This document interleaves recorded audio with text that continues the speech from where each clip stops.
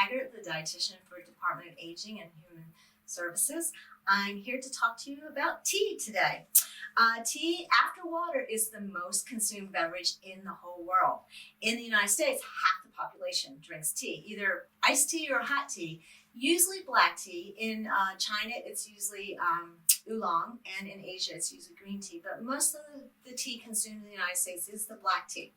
Tea comes from Chamomile cinnamon. I had to look that up, how to say this. Chamomile cinnamon. It's a kind of a bushy evergreen plant. It's native to China and India, and most of our tea is grown in China and India, some in Africa now. But let me show you real quick. You may not see this real well in the video, but come on out to the Senior Center and I can pass it around. This is a scrapbook page that I went to see the Charleston tea plantation. So we actually have one tea plantation in the United States on a little island outside of Charleston.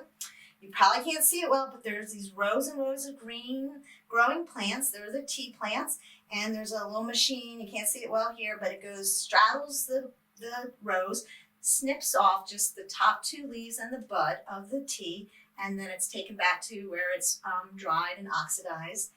Here's actually, I pilfered a tea leaf. Hopefully nobody sees this from Charleston Tea Plantation. You can see it's drying now. This is from 2008. So anyway, so when that tea is taken back to where it's dried, that's what determines what kind of tea it is, how long the tea leaves are processed. White tea is very quick. It's usually a first flush. That's the first snipping in the season, and it's dried very quickly. Green tea, likewise, dried quickly, therefore it retains that green color of the green leaves. Black tea has been oxidized the longest. It sits and it dries, and then it's slightly fermented. And I have some black tea here that you can see. That's some black tea. Herbal teas, not really technically teas at all. They are tisanes. They're made of spices, herbs, fruits, but they do not contain, if they do contain chamomile cinnamon, then they would be a tea. But if they don't, they're technically not a tea at all. You want to stay clear of detox teas. Usually they're kind of laced with some laxative of some sort. Stay away from those fancy tea lattes and bubble teas. You see that in some stores, full of sugar, full of calories. Now, here's the thing with the herbal teas. Some can trigger allergies because, say you have a ragweed allergy, chamomile tea is related to ragweed, so it could trigger allergies. So again, should be cognizant of that. Now, tea contains substances that are called polyphenols. They are an antioxidant, anti-inflammatory compound. There's numerous ones in the tea, and those are the things that give the health benefits. We're going to talk about that in a minute. But I thought you might like to hear some tea history. I love it, so bear with me. Tea came about 5,000 years ago. An emperor in China, Shenyang, he was out and about in his vast domain, and he was very wise. He knew he needed to boil water so he wouldn't get sick from the water. So he's sitting, lounging under an evergreen tree of some sort. We now know it was a tea plant tree. And some leaves drifted down into that boiling water, and it brewed. He tasted it, he liked it, and soon found out there was medicinal properties to it. So he is legendary, the father of tea, 5,000 years ago from China. Now, it didn't get out of China for the longest time. It wasn't until about the 1600s when the Portuguese missionaries came and brought some tea back to their family in Portugal, and it kind of went from there into Europe. Although the Dutch are the ones who kind of really marketed, commercialized it, you know, the British East India Company and the trade lines and all that stuff with tea. We always think of tea being in Britain, British people drink it all the time, but it didn't hit Britain until about the late 1600s when one of the kings met and married a Portuguese princess, and she brought her beloved tea with her. So then it became the tea of the royals, eventually went to the pubs, the public houses, where they started to drink more tea than the alcohol, and that kind of upset the government because there was a lot of tax on the alcohol, so they started taxing the tea. Well, you know all what happened with that. Us colonists in America, we didn't like that tax on the tea. Tea went into the Boston Harbor and actually went into Chestertown Harbor up here in Maryland too at the same time. We don't hear about it as much, but they had their own tea party, very similar to the Boston Tea Party. So yeah, so some interesting facts. Let me show you some things. tea bag. A lot of people know the tea bag. It's, usually a kind of a papery thing. The tea that's in a tea bag is called the fannings of the tea, or tea dust. When they lay that tea out to dry, a lot of it will fall through like a sieve and land down below. They sweep it up and they put it in the tea bags. It's chopped more. It's easy to brew because it's in a little spot. And actually, we can thank Sir Thomas Lipton for really bringing us tea to the masses, and that's why when you have a nice little Lipton tea bag, think of him and thank him, because he's the one that really got tea to a lot of people. Like I said, this is usually crushed more and it brews very quickly. And one person said to me, I don't like orange in my tea, and I see orange pico on my tea. What does that mean? It's actually a grading system. Back when the Dutch started really commercializing tea, they would grade the tea for quality and whatever. So pico actually is a type of cut, and orange was the House of Orange in Holland. They were the royalty, so orange pico meant it was super good, high quality tea. So if you see orange pico, don't say, I don't like orange in my tea. It's not orange in your tea at all. It's strictly tea and the classification of it.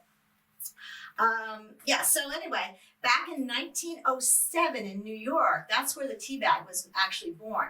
It was a merchant. His name was Thomas Sullivan. He was bringing his samples of teas. He didn't know what to do with them. He put them in a little bag, silk bag, and the purveyors of tea thought, am I supposed to brew them? So they're brewing it, and voila, the tea bag was born in the 1900s.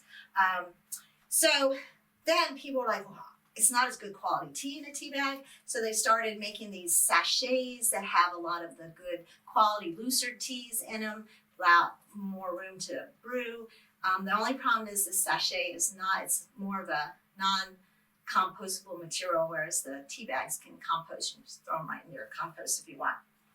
Okay, so let's talk a little, and I have some tea brewing here. Let me tell you, people say, loose tea is a lot of work. Well, I put a teaspoon of this loose tea in this little infuser that's in this is a tea for one pot. It poured hot water, brewed for about 3 to 5 minutes, and then you just pour your tea in your cup, and voila, you have a nice quality black tea brewed there. There's lots of cute infusers. This is one somebody gave me. You put your loose tea in here, and the little frog floats around in your water on this little lily pad, and then you pull it out when you see how dark you want the tea, and you're done. It's also very calming. I like glass because I can see it brewing, and that's what we're going to talk about in a minute. One of the health benefits of tea is the calming aspect of it. You have to wait to see it, even if you're just using a tea bag. Don't, just watching it. They have found through research that is a very stress reducer. So who knew? So anyway, let me go back to talk to you a little bit about the benefits of tea. Like I said, they have substances in them, polyphenols. They're linked to decreased risk of heart disease, diabetes, cancer. All contain caffeine. But compared to coffee, a cup of coffee has got about 95 milligrams of caffeine. Black tea at its strongest usually is half that amount, about 48. And it depends on how long you brew it. If you get it really strong, it's going to have more. A good quality loose tea can actually be re-steeped several times. So each time you're re-steeping, you're going to get less caffeine out of that anyway. Generally, you don't want to re-steep teas that have pieces of fruit or other additives to it, because that they can go bad, and you can re-steep. You could re-steep something the next day with some just regular black tea, so that's good. So the health benefits. One of the health benefits they found is weight management. Not a big amount, 1 to 2 pounds, but hey, I'll take it. It's because of the caffeine and the catechins, which is one of those polyphenols that's in tea. Benefits of your heart. They have found that decreased risk of heart disease if you drink green or black tea regularly. And what does that mean? 2 to 3 cups a day. That's not, I can certainly do more than that. Diabetes, research with diabetes is a little less clear. They're finding that some studies are showing that green tea can maybe help those blood sugars stay more even keel. Cancer, the studies, it's still out about that, but honestly, it's a plant-based. You saw, it's a plant. So most I don't know any plant-based diet that's not linked with good results with decreasing cancers. When I was in school, way back yonder, we were told that tea and coffee were diuretics. You couldn't count them as, towards your amount of water you're supposed to be drinking a day. They have proved that wrong. So you can count your tea, you can count your coffee towards your, if you don't really like to drink a lot of water and you like tea, you like coffee, there's a way to stay hydrated. Australian study has shown that people who drink tea on a regular basis, healthier bones. Who doesn't want healthier bones, especially as we age and we're at much more risk for osteoporosis and stuff. Can you get too much tea? If you have sensitivity to caffeine, you're like jittery or can't sleep at night because you had 10 cups of tea, well then yes, maybe you need to cut back, switch off to decaf maybe later during the day. They are finding the good benefits generally come from the tea before it's been decaffeinated. So usually you want to try at least get the 2 or 3 cups of regular tea in first. Let me see what else. I talked about decreasing stress. Just the fact of watching it brew can help lower that blood pressure, and it's showing that it can strengthen your immune system. So in this time of COVID, with all the things we need, a really strong, healthy immune system to fight all things, that's another benefit. And it just tastes so great. I have enjoyed learning about new teas, getting teas from different companies. My son lived with me for a while. We rated teas, 0 to 5, and we had a fun time with. And now he is a tea drinker too. So it's just a fun beverage. I didn't talk about coffee because I'm not a coffee drinker, but know that coffee is a plant-based as well as a tea, so it does have good health benefits. The main cautionary thing is, what do we put in our tea? What do we put in our coffee? So if you're, putting tons of sugar and tons of creamer or things that, can add up the calories, then that can maybe be not quite as good, but the benefits are still there. So I lift my cup of tea to you and I say, and challenge you, have a cup of tea this afternoon, brew up something, even if it's just a Lipton tea bag, you will benefit from that. Thanks. Bye.